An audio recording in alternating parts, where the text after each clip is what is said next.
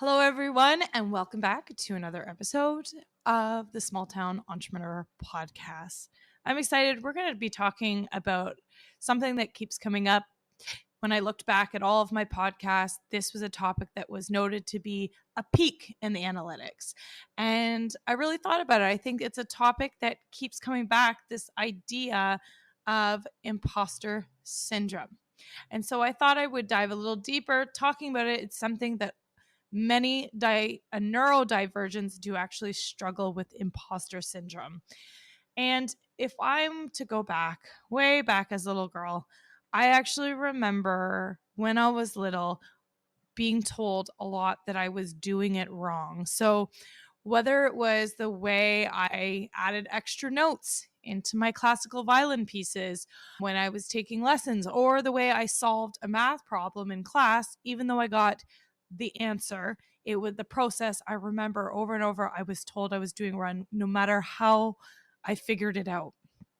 And then as I got older in life, I was corrected for the types of questions I would ask my teachers, or the questions I was asking, or the way as I got older, then I became a teacher myself. And around me, I was reprimanded for the styles or the introductions or the ways I changed different methods or practices in the classroom.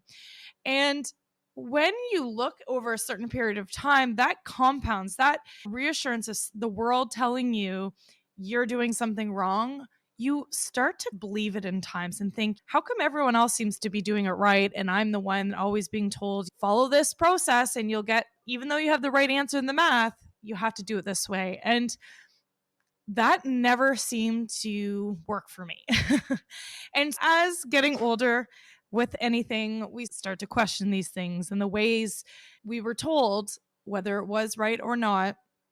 And when we look at, so after I was diagnosed with ADHD at 30 and looking at individual, it's interesting because it makes sense. The world has been designed in all aspects, from education to politics to social expectations. It's been designed for a neurotypical world. And we hear this a lot.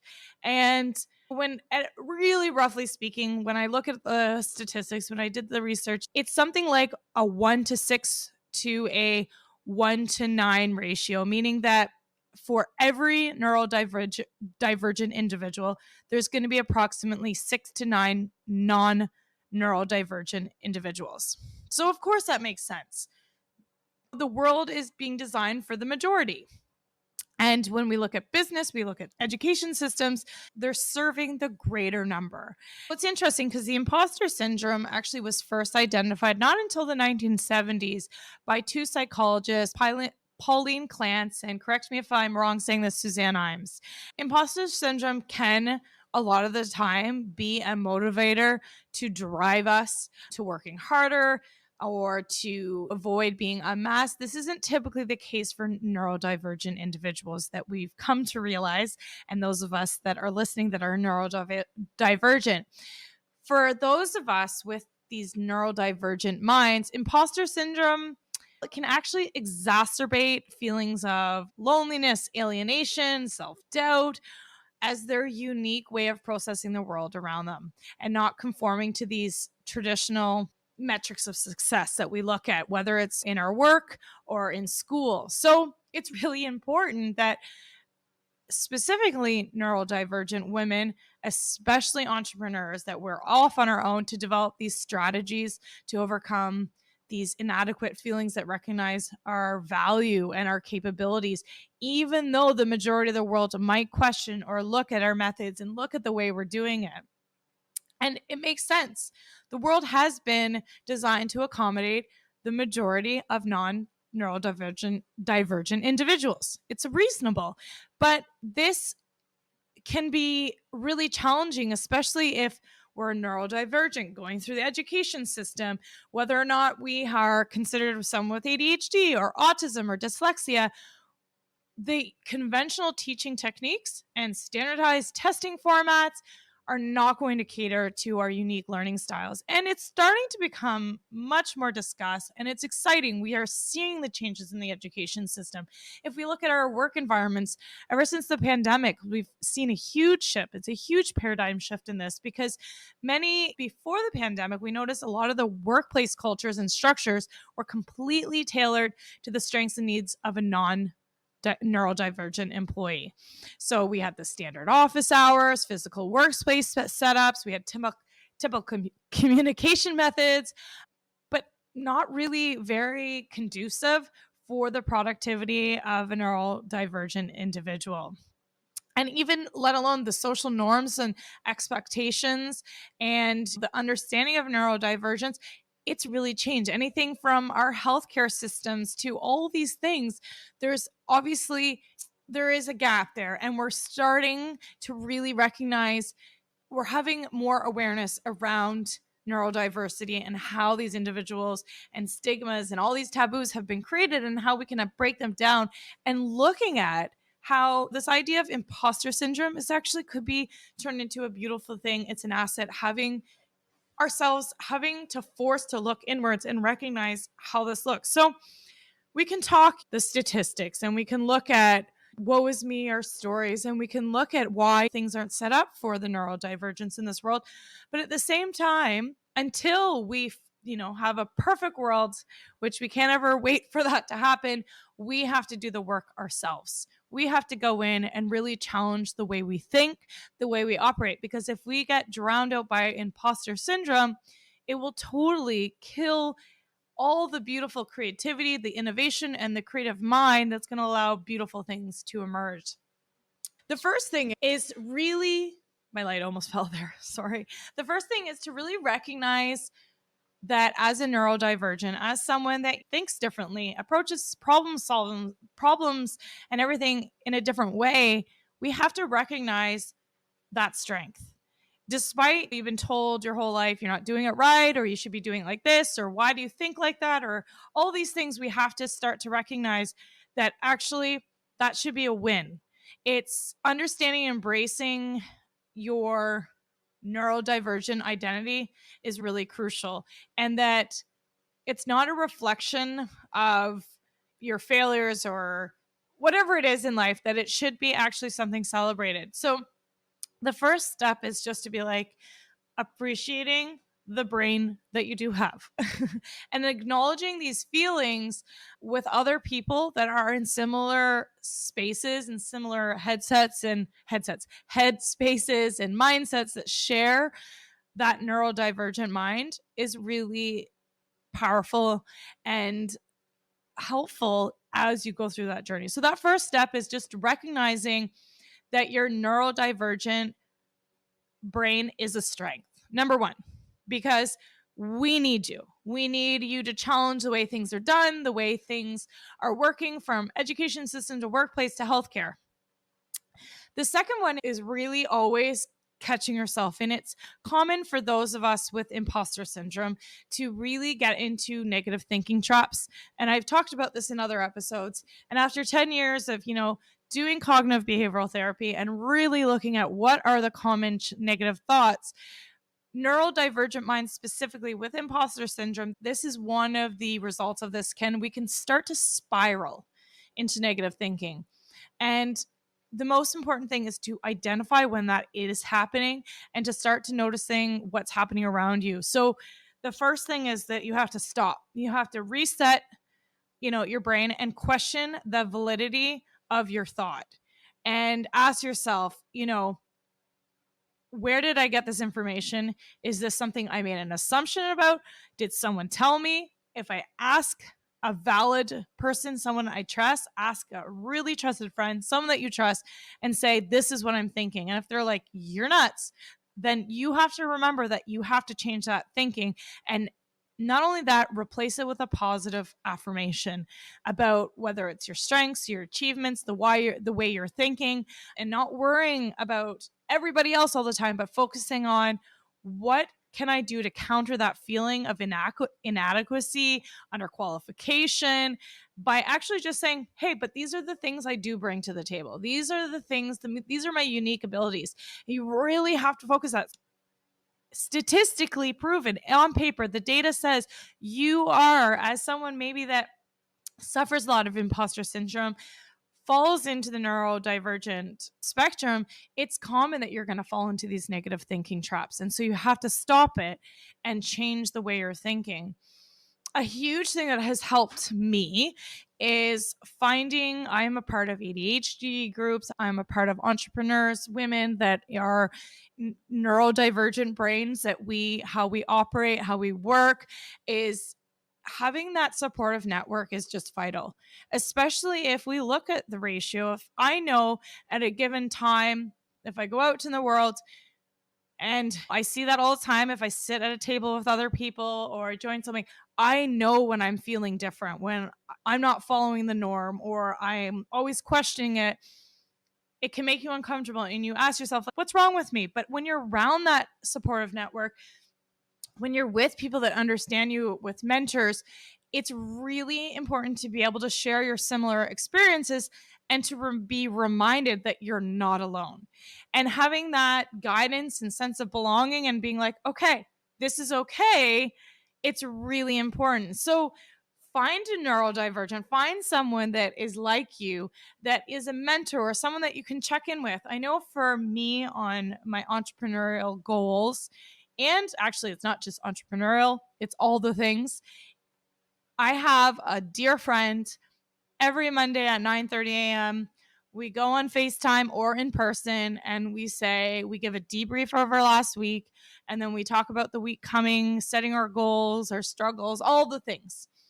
And it's nice to bounce that off. So there's that accountability. There is that a sense of, if we got into a negative thinking trap, it's completely debunked, and it's, no, you're not going down that route. Let's go on this route. And so that, having that mentorship, having that friendship, having that accountability partner has been incredible for growth in all the aspects of my life. So I encourage you to find that person. If it's 5-10 minutes a week, even, you just check in and you have that accountability. The next one is celebrate all the achievements, all the wins. I don't care if it's like you remembered for a whole week to take your vitamin D, especially going into the darkened seasons, like that's a win. Maybe it's you got up at a certain time or you've journaled something. It's really important. Just acknowledge big or small. And I really can't emphasize that enough, is that big or small. Some weeks, I had a mentor when I was a teacher, and I really liked what he said. He said, Claire, teaching isn't always about giving gourmet food every day. Some days it's cafeteria. Sometimes it's a buffet. And you get lucky and you have that gourmet. And I think that's the thing, is we have to show up every day, and it's not always going to be this gourmet perfect day. And so we just have to celebrate those little wins, the big wins, the little wins. And over time, when we celebrate and take a moment to say, and how do we celebrate? And maybe it's through gratitude, or it's saying, I'm really proud of myself for something. Just having that self-talk. If you do something very teeny every day, big or small, you are going to build that self-confidence and that self-image. And over time, that voice of imposter syndrome, or that voice, the negative saying you're not good enough, you're never going to succeed, blah, blah, blah, it actually gets smaller and smaller over time. And you just have to practice it. You have to start training that brain to shift your focus from what you perceive as an inadequacy to actually your accomplishment and your success and your abilities. Celebrating the completion of a small project, whether it's personal or with business or with work, document this. Keep track of these successes and look back and think, okay, this will give you a momentum. The next is to embrace that learning brain that you have, that you're craving new information all the time. And it's this weird space, because for a neurodivergent mind, learning is a continuous and enjoyable process. We thrive on always learning. That's what keeps us, the adrenaline going, the excitement. We're never stagnant. But the thing is, embracing this aspect can be both a challenge as an opportunity for growth. Because the imposter syndrome, it seems like the more you know, the more you feel inadequate because you're realizing, oh my goodness, the more I keep learning, the more I'm recognizing how little I know. And so you never get to that point being like, I'm an expert, I know this stuff. But you have to remember, as someone with a very neurodivergent mind, learning, you're always going to be learning. And so it's hard to say, okay, at this point, I'm going to be okay with sharing this much about what I know. And at the end of the day, it's about really accepting that not knowing everything is completely normal and to be okay with that, because there's a lot of stuff to know in the world, and we have to just own a little bit of it and really be comfortable with that. And it takes time embracing that learning part of our brain, but also recognizing that there is a point that you can share it, that you are an expert, you are good at that, and to be okay with that and to recognize that balance. Something that can be very difficult because of the grandiose thinking. As a neurodivergent, we get caught into these big goals. So it's important to set realistic goals. That is so crucial. It's understanding that as a perfectionist, as we really want to get it right, it's just simply unattainable. And that making mistakes is going to be part of the journey. And sometimes Elizabeth Gilbert wrote in Big Magic, a fantastic book. And she said, it was along the lines as, I'm bad at quoting exactly, sometimes good is enough. It's better to have it done as a neurodivergent than just to keep attaining this perfectionism and never completing it. And so, depending on the listener right now, that has to take with a grain of salt, because for neurodivergent, we could just obsess over it and obsess and always keep achieving for the unattainable. But at a certain point, we have to say, okay, set a realistic goal. When this is completed, it's done. So having those realistic goals and expectations for yourself is really crucial in overcoming imposter syndrome. So whether it's setting a very specific milestone for a project, and that maybe later there's some refinement that has to happen or changes, and really, when you're setting these goals, make sure you know that it's going to take longer than what you think, and there's going to be so many other details. But the most important thing is setting a goal that you truly will be okay with, and that there is a timestamp on it, and that you can look back and say, this is completed. When I get to this point, it's completed, and celebrate that. Now, lastly, actually, there's a lot more I could talk about, but I think that the last two that I'm going to focus on is that I'm saying this, and this is really hard for me. And it's something that I've been told my whole life, Claire, you are too hard on yourself. So if you're someone that is too hard on yourself, practicing self-compassion doesn't come easy, but I'm constantly showing up every day, trying to be a little kinder to myself, especially during challenging times, thinking, oh my goodness, why can't I be like everyone else? And why is this always happening to me? It is a very powerful tool when it comes to defeating certain things, as maybe your self-criticism or the self-talk is so crucial. So maybe your first week is just acknowledging how you talk to yourself. What are your thoughts? What, like, documenting, being aware of how you're talking to yourself. I know for a long time I would say, oh, I'm an idiot. Even getting into that habit saying, oh, can't believe I did that. I have to still consciously, I have to say, no, I did that because, or that's okay that I did it. This was my reasoning. And so having those setbacks and making that easier in the journey, and as you're going through dealing with imposter syndrome, it's really important to just be gentle with yourself, because as we know, the harder we are on ourselves, we are the hardest people on ourselves. And then it turns into anxiety or stress and sickness, and it gets worse. So, after a really hard day, or instead of being really beating yourself up, recognize what you've learned from the experience. Maybe the effort you put in and how it didn't turn out. Change the way you think. And lastly, can't stress enough, you hear about the mood board or the vision board. Have something, put it somewhere, visualize success. Visualize what success is for you. It is after years and years, there's lots of research and works of other intelligent people that say visualization is a very powerful technique for building confidence and overcoming your feelings of anything along the imposter syndrome, inadequacy, especially for the neurodivergent mind.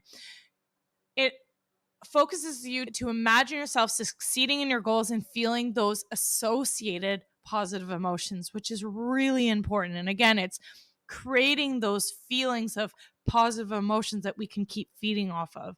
It could be as simple as visualizing delivering a really successful talk at the or comment at your next meeting, or completing a major project with confidence and seeing it through to very end of completion. These are all different things that are so important to help us overcome imposter syndrome. And if we know that the world is designed as a neurodivergent, it's designed to accommodate another type of brain, then we have to be gentle to ourselves. We have to recognize and we have to create new rules for ourselves and new things that allow us to grow and to essentially thrive in our own worlds. And it's awesome. You can see things are shifting in the way education systems are being built in different parts of the world and how our workplaces are changing. So there is so much excitement as we go into these new decades of entrepreneurship. So if you're listening and you can totally relate as a neurodivergent, maybe you can't, someone that does struggle with imposter syndrome, send them this episode. I want to know what they think. I want you to not feel alone, because you're not alone. This is something that has weighed on me my entire life. But I can promise you, by practicing these different things I've talked about in this episode, I feel confident for the most part. Most days I feel good and I'm proud of myself. But of course, we get stuck into that negative traps, and then I have to climb back out of that ditch and come back to a place of positivity. So you're not alone on this journey. I am here. We are in this together. Thank you for tuning into this neurodivergent episode on the Small Town Entrepreneur Podcast.